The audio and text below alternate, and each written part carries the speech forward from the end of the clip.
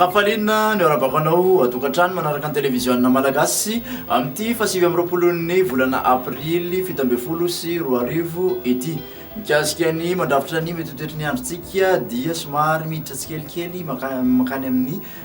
ririnina isika zany hoe somary ahitana fidinany ho an'ny maripana indrindra moa fa ny maripana ambandrindra mikasika ny rivotra kosa dia somary mafimafy fitsokony rivotra ho an'ny morotsiraka atsinanana manodidina ny manamorona morotsiraka atsinanany nosy sy ny morotsiraka andrefan'ny nosy iny tokony hitandrina araka zany ny mpampiasan'ny ranomasina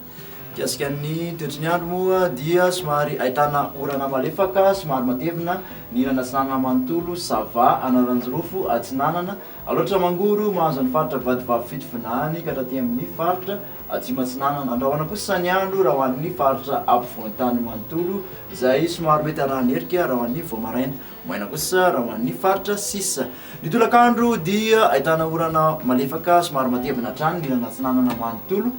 ary somary ahitana oram-baratra kosa ny ilany andrefan'ny nosy avaratra andrefan'ny nosy mahazo an'ny faritra ampovoantany iny mbola maina ny andro raha hoan'ny faritra sisa ny maripana ambandrindra moa dia 12 degré celsius vakanakaratra manodidina 12 ka hatramin'ny 15 raha hoan'ny faritra ampovoantany mihoatra ny 120 kosa ny morotsiraka rehetrarehetra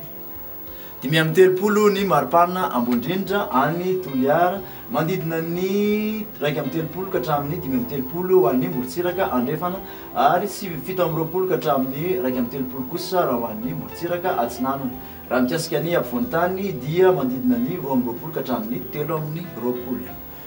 raha mikasika ny toetry ny andro ho an'ny nosy manodidina Madagasikara indray dia somary ahitana orana tandrivon-drahona i Seychelles sy Maurice raha nikotroka kosa izany raha ho an'ny Comore maina ny andro ho an'ny La Réunion raha mikasa ho any amin'ireo tanàn-dehibe vela Madagasikara moa ianao dia somary ahitana orana tandrivon-drahona i Nairobi sy Bangkok maina kosa ny andro raha ho an'ny Paris, Milan ary Johannesburg